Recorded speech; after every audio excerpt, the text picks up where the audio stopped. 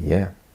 Hello, chess enthusiasts. Welcome to Chess254TV. I am your host, Isaiah Otieno, aka Izzo, aka Chomp Izzo, Ulemse, H to the Izzo, and today with me, I'm joined with I'm Coach G, Gevinji Hinga. Yeah, pleased to be here. Yes. So, hey, we've struggled, but it's okay. It's okay. We'll finally get there. It's not about the one day, it's about the day one. Yeah. And I believe today is our day one. What he's trying to say is we've been trying to make this video quite a number of times. For what? Thanks to equipment, background sounds, maybe some issues here and there, we are learning. So as we move, we will get to know. But what we have agreed is one take, whatever happens, we share it, right? Yeah. Yeah. Finally. It's finally. 7 months. 7 months since we did the first Our one. You remember? first ever video was 7 months, and that was after you had. When did you have this pet project in your mind when you were thinking about this? I actually was inspired by very good friends of mine who have a huge podcast which is called Ikonini. Ikonini, you've watched? Yeah. You've I know stayed. Mo Africa. Mo Yeah. Africa. So yeah, you stayed for the better part of 1 year. You've stayed in this house. Exactly. So you've seen that. So when they started their podcast from nothing around COVID time, I think, even just after COVID, and just right now they're huge. They're almost one of the top podcasts in the country. So when they did that, I figured, hey, we need a podcast for chess. Exactly. Because one thing that I've always known, because one of my former hats in chess was a chess administrator, chairman. Yeah. So President.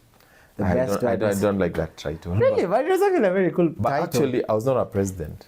By then? Yes. Wait, they didn't have the president title? No. We are digressing, but then it was an association. An association has individual people as members. Okay. But a federation has a president. And a Yes. federation is constituted of many small counties, right?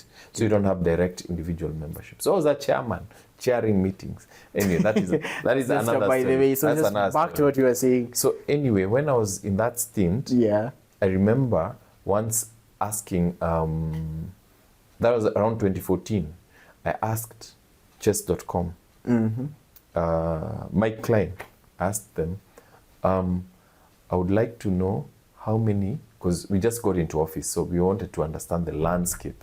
How many chess players are there? Okay. So, because in our database, we had in the ratings, we only had like 100. 2014, Yeah. we had like 100 rated players. Even less than 100. What? Okay. Even less than That's 100. huge. But but now I asked them, hey, how many chess players are registered on chess.com from Kenya with a Kenyan ID? Guess the number in 2014. I'll say 5, 10.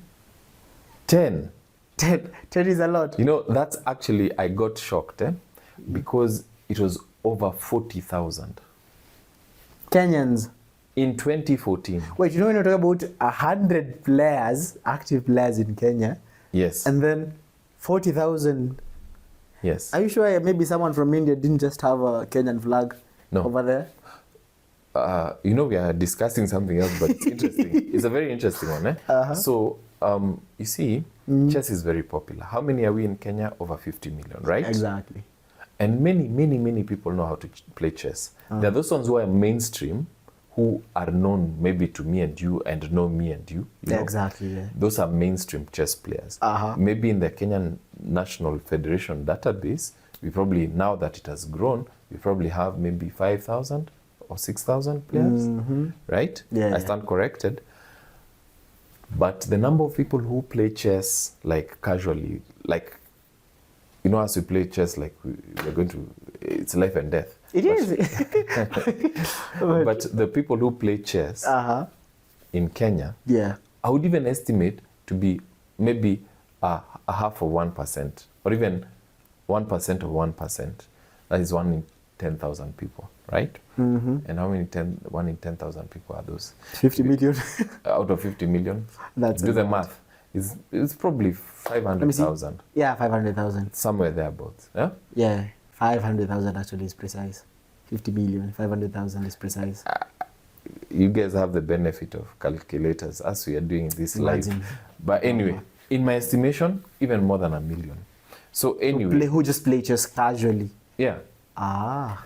So they play on websites, they play at home, you know? Yeah, because I also have some friends who just do that. They're not just known. play chess, They're but not in the mainstream. Not really chess players. Just Yeah. having fun with the sport, downloading the applications to just play chess. Yeah. Now I get your point. Now I get your point. So we were so many. So my idea was, you see, I've always had this dream that we need to have a grandmaster in this country. Yeah. It's not for the lack of talent. We have talent, despite what some funny people say. There is talent. Some funny people say. Some people say, this guy is in these neighborhoods with this kind of skin tone. Anyway, that's another story. But it's very sad. But it's very pervasive. So I had that dream that we need to have a grandmaster in Kenya. Exactly. Okay? I still have that dream in my lifetime, right? How I pray, I'm that grandmaster you're dreaming about. And why not? And why not? Look, you're already an under-18 national champion. Yeah. Getting my way up the ladder. Exactly. So it was in my thinking that, iron sharpens iron. We need numbers. Exactly. So we need to pull these people who are in the shadows, just playing chess, So it's more of creating a pyramid. So, I think that's the best way to place what you're talking about.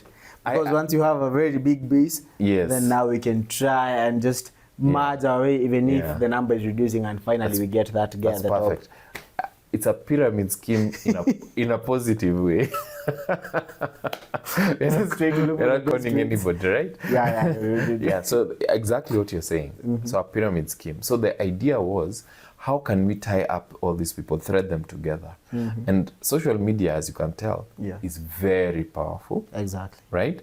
You have people who just do cooking, and they have like 100,000 people who. I'm sorry for those people who just cook. No disrespect, but anyway, why not thread all the chess players? Let them know, hey, you know what? There's a tournament in your town, in Narok, in Kisumu, in another part of the city. There's a tournament near you, right? If they have the information, at least that may put them into the mainstream. And if you mainstream more people, of course, we are not the federation. The federation is the ultimate, and the county associations. But I think, as Wangarema, they said, let everyone do their part, even the bumblebee. So even is it the bumblebee or which one? I don't know. There's a bee. Can you research? You're down in school. Bumblebee, spelling bee, all of those are bees. So you're down in school. Anyway, that's the whole essence of Chess254. And that's what Chess254TV is all about. Yeah, I think we've taken like a couple minutes just trying to explain. It's very important. It's an important intro. And so that is why we came up with this. He came up with this master plan. I just happened to be one of the pilots in whatever you do.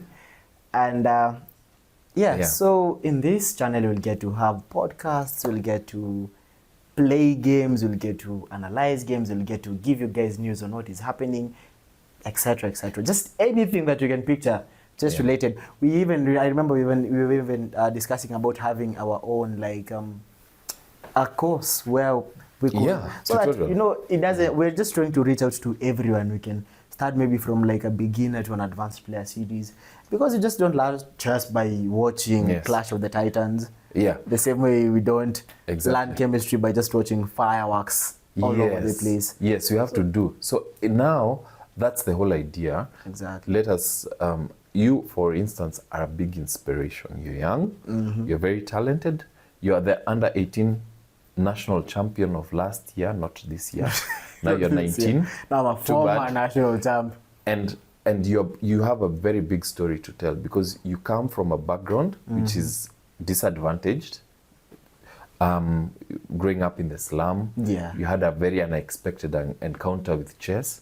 And when you grabbed that ball, you ran with it. And you became the national champion. So we need to get to know how you became a national champion. Yeah, and personally, I've been in the national team and all those things. For a couple. Yeah. Good. So I think back to what you were saying, and I don't know if we said this when we were starting it, but it's okay. So this is our pilot video where we'll just get to tell you guys some bits on our stories. That is how we got to encounter the sport of chess, and then I'll ask you maybe so that I don't forget.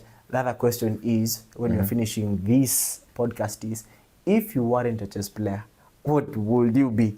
That's a question that we're going to answer at the end. But for now, yes, stay tuned. Yes. As you've said, we're having our personal stories. I'm having a story that we're actually working on it, and I'm sure along the way we'll give you guys that story. And yes, so first things first, we'll get to introduce our official selves, if that is correct grammar. So I think we'll go with youth first. Good. So your names, where you're born, age, and maybe background. Yeah. So my official names, sijui kama kuna mtu anachangingi jina, but my name is Isaiah Otieno Oloch. I am 19 years old. As of when's today? As of September 2004, just in case, I'm just saying it. Yeah, and yeah, I was born in the Mukori Konjenga. I was born in Pipeline. That's another story we're going to tell. I raised in the Mukori Konjenga slums, and I was born in a family of 5. We were 3 siblings, and I'm mom and dad. I think that's all I can say for now. What about you? Yeah, so I'm Gethenji Hinga. Only 2 names in my ID, all Kikuyu. Let me hold that joke. I know I'm not the best Kikuyu speaker, but I speak. Anyway, that's beside the point. Yeah, so I'm the 5th born in a family of 5 siblings, right? And yeah, my mom and my dad, who's late right now. So we are yeah. So I grew up in along Wayaki Way, a place called Muthaiga. Back in the day of is it Muthiga or Muthaiga? You know, when I was in school, in primary school, many kids used to make that confusion. There are 2 places. There's one which is called Muthaiga. Muthaiga. Yes. And there's Muthaiga. Muthaiga is uptown. That's where like our presidents stay, all the embassies are. It's the most affluent, well, this kid. One of the most affluent places in Nairobi, right? Good. But now Muthaiga, where I was also affluent, you don't know the other. Well, it was not, let's put it this way, it is not Muthaiga, the affluent parts of town. But when I was growing up, it was more or less, even till now, it's more or less like a village with a lot of farming, and it's not very wealthy. No, it's not wealthy. But when I was in primary school, when I'm asked, I never knew about Muthaiga. So when someone asked me, hey, where do you stay? I say Muthaiga. And it's like, Muthaiga? I was like, oh man, hesh. But I was like, hey, I don't know what these guys are up to. Until later when I got to learn. But anyway, coming back, I was born in Muthaiga. Yeah, so family of 7. Yeah, we lived a comfortable life. I will say, well, not very privileged like Muthaiga, but it was okay. So we were well to do. Went to public schools. I was in Westlands Primary School. Westlands? Yeah. Westlands? Yeah. Not very affluent, but back in the day, all schools were more or less public. We didn't used to have these private schools that you have nowadays. These ones came after free primary education. So I remember, I think our fee was 173 shillings. It was not expensive. Wait, what? Yes.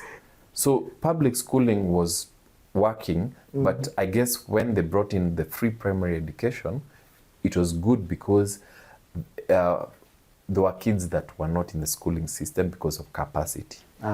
So anyway, that's a whole other like story. You go to have, is it Maziwa ya Nyayo or something like that? Well, we just used to hear those stories, you know. Gen Z's will... Yeah, we used to have a good time. Okay. Yeah. But you know what we used to have and you guys wouldn't like? What? We used to be caned. We used to undergo child abuse. Not me, those guys, because I know what you're talking about. I've got through it actually. Like my whole It's primary illegal. school. No, it was illegal when I was joining Form 1. Oh. But it used to be there when I was growing up. Okay, let's get back to chess. Good.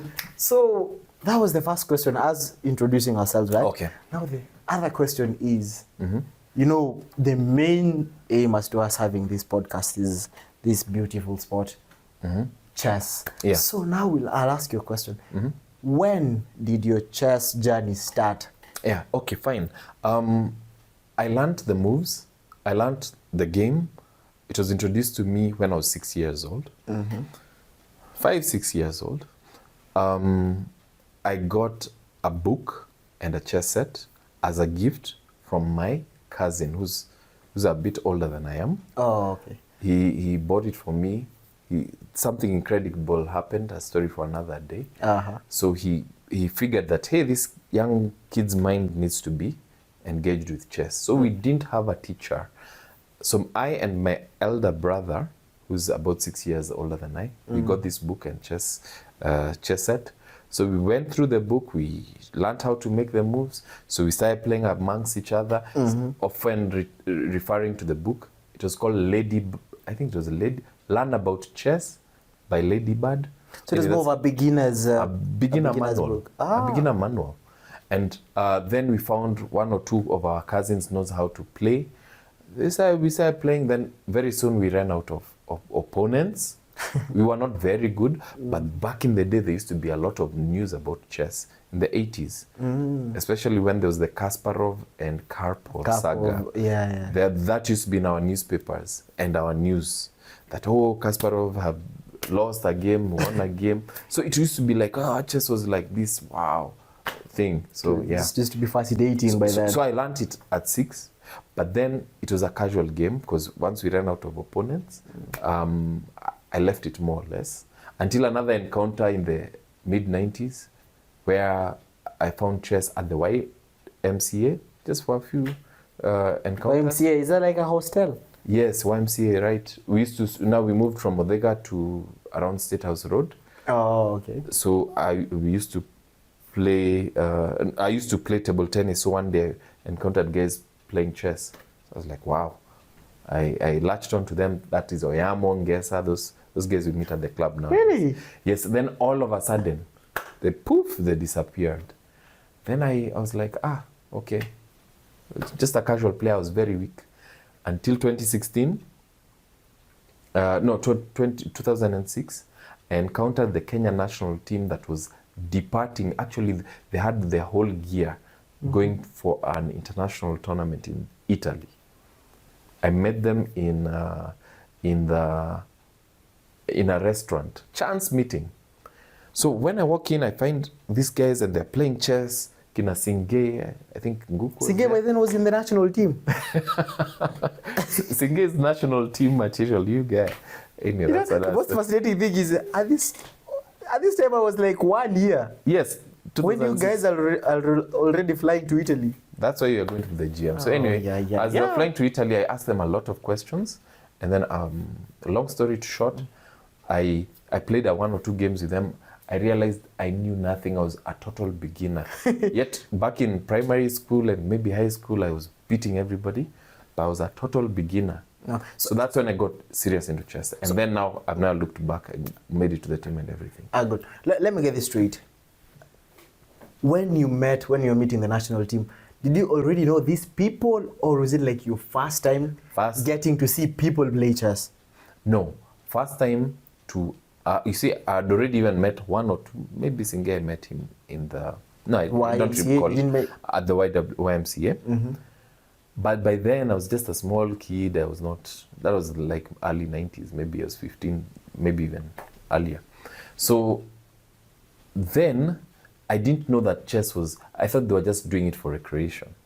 But when I met them going for a trip, getting into a plane to go to Italy to play chess, for me, chess was like maybe cards at home or Ludo or small games. No offense to those players who play those games. But those, just a game. I thought it was a game, It wasn't like a very serious thing. So now I'm looking at it like, hey, this can make you be paid for by the country, where tracks would go to another country. I was like, no. I used to be good at these things, so I have to be So good you just at have it. to. Yeah, so that was my first real encounter that chess is, hey, is a big deal. Wow. And yeah, so I latched onto it, I connected with them, I mainstreamed. You remember we talked about people who were in the shadows. I was in the shadows until 2006. Now that's when you came and see, there's a whole nother world in here that you need to explore. Exactly. Oh, that's fantastic. Now back to me. Now I ask myself the question, when did I get to learn chess? Yes. It's a very good story that we will get to tell you guys another day. But I was basically in the slums. That is when I got introduced to chess. Yeah. By then, it was a very funny sport to me. Yeah. I had never seen something like that. The closest thing to what I'd seen looking like chess was actually checkers, known as draft, in the local slang. Yeah. And I was really wondering, what is this sport? And the backstory is we used to be in a school called Sports Outreach Ministry Academy, and it was funded by an NGO. Okay. That had an aim of just trying to give the kids in the slums like a leverage, if I would say, a leverage to life. I mean, you are disadvantaged. What can you have that can help you now just fight your way into that society that you're yearning to be? Yeah. And I think that's where the rubber meets the road. Yes. That was back in 2015 where I got introduced to the sport. We only started by a single board. As I've been telling you, I don't know how many times I've told you that. Yeah. We only had a single board. I was telling you the board was very old. Do you remember that? Because it was, no, it wasn't old per se, but you told me that they used to have a certain way that they could kinda enclose the board or cage it so that it doesn't wear off. They put it in a frame. Yeah. So you get a normal chess set, chess board, maybe a vinyl one, and then you put it on a picture frame. Yeah. So it makes it sturdy, and you can place it on different kind of surfaces, and also it's more durable. So that's what they had. One. And we had 60, 70 students at that time. So you can imagine. And I was actually so short. Yeah. So the only way I could try and learn chess is if I was at the front. So now, you see, that paints a picture of how maybe in the slum the resources are not there. Yeah. Even till now, as we are speaking, that they don't have enough chess sets. A chess set, chess actually is supposed to be inexpensive. Okay, the word is not cheap, but inexpensive, right? It should not be elite. It should be everywhere. Like the way draft is everywhere, maybe chess should be the same way. But of course, because of maybe availability issues, it's a bit more expensive. So in the slum, the last thing that a school can budget for is a chessboard. Yeah. Now imagine just having to struggle to even cater for your meals as a school. Yeah. You're just trying to feed kids, because funny thing is, and then now you're buying a chessboard and they go now hungry. How are you buying a chessboard? Because it's not even next to your plan. Yeah. So it was actually, as Coach G likes to term it, an impossible way, or I don't know how I should explain that, in terms of me getting to see that chess. It was actually more of a magical event. Yeah, it was like a very like a one in a million moment. Yes. It was a very fortunate encounter. So now you started learning one chess set. The whole of us. This is which year? This is 2015.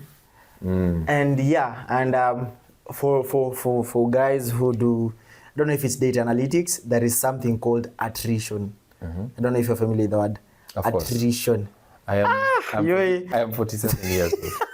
I hope I'm not just getting some new vocabulary. So when you talk about attrition, it's basically where you guys are interested in something, and then after a couple sessions of what you guys are doing, then you guys kind of stop having interest. Yeah. I will say that was my journey in chess. So you fell out with the game?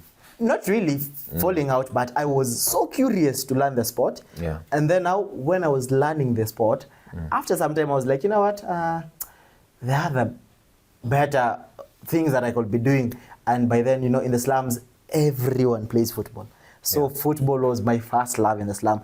Yeah. Actually, it's understandable because it's like a ticket out of the scenario. Yeah. So I actually used to play football like when I was, I don't know, 5, 6. Yeah. I used to have like a junior academy in the slums, and that's why I used to play. So coming to me, this new sport, not to mention it's a board game. Yes. Now you can imagine someone who's so energetic, someone who just loves jumping around, being forced to just sit on a 64 square board, Yeah. get to push like 16 pieces. It was practically impossible. I don't think I would be interested in it as well if I was in your shoes, because I mean, yeah, actually, truth be told, chess is not very attractive for someone who's outside looking in. Because you look at chess players, their heads are just greenish. No, actually, that was then, but now I just feel like chess is kind of something. So how did you pick to me. interest into it? Now that follows my next question. Mm-hmm. We're trying to we're just giving you guys some bits of this, and then now you guys will get to hear our whole stories sooner or later. And now the other question is, now when did we get that interest into chess? I don't know if yours is still the same. No, that's 2006 encounter with the national team. That one just blew me away. I just said, hey, if guys are flying out, because I'd never flown out, if guys are going to fly out, I want to be in the national team. I've now represented my country, and let it be a sport, not a war. So, now that is what you're thinking. So that's what I was thinking. And you? When did you get there? So my first and where I got to now get the interest was when I went for my first ever tournament at Makini School. Nice. Now you guys can picture. I was telling you our school was a plot. Now I know the viewers are wondering what is a plot. A plot is basically like a small piece of land, if I'm to say so. In the slum. In the slum, that is in the slum, a small piece of land. Just I think it's like an eighth. An eighth of an acre, that is. And they just kind of try and build some shelter in that. They use iron sheets, and they just, from that, an eighth of an acre, you get to settle like, I don't know, 15 to 20 people. 20 houses. 20 houses, that is basically 20 houses. And within those 20 houses, you having like a common bathroom and a common toilet. I don't know if you guys went through such a thing, which is actually so unhygienic. Yeah. And then and now imagine having that picture in mind, and then you're going to this school where even the space that they get occupies. Sorry, I'm sorry for laughing. No. It's actually funny coming to think of it right now. Yeah. Going to a school that even the gate looks like it's actually bigger than our house. That's only the gate where I watch my knees. Oh no. You can imagine. It's not funny. Yeah. Getting to that is even before I actually got to play. Now even play chess now. Yeah. Now we've been selected. 10 of us are going to represent Mukuru Kwanjenga in a tournament in Makini. The first thing was just the change of environment. Just kind of triggered me, and I was like, what? You want to tell me there's life outside the slums? Yeah. Now you can imagine. These guys used to have the best playground I think I've ever met in my whole life. Yeah. I never used to know people had like, I don't know, should I call them such buildings? Yeah. And I think it was just like a wake-up call for me. And also I got to play the Kenyans of Indian origin, which was a bit scary at first, but then after some time I was like, you know what? Now when we went back to the slum, I was like, what was na Muindi? Have you ever seen an Indian? Have you ever seen an Indian? No, that's into the English. So you had not seen one before? I had how? Where? Really? Where? In the slum? Maybe on wow. That's where do you see Indians? So you never used to leave the slum area? How? Even leaving the plot. Rather, if it's not going to school, then you're just playing next to your dog. Your house. Yes. No going further. Wow, so now you can imagine, just even on top of you getting out of the plot, you're getting out of the neighborhood, you're going to a different location just to be able to play this beautiful sport. Wow. And that was like, you know what? Yeah. I am certain I can use this sport as my breakthrough. Very good. To get out of even the slum. Just get out of the slums. Wow. That was actually so And how time reveals things. You can imagine. Yeah. Wow, amazing, amazing. That's amazing. Good. Now we go to the next question.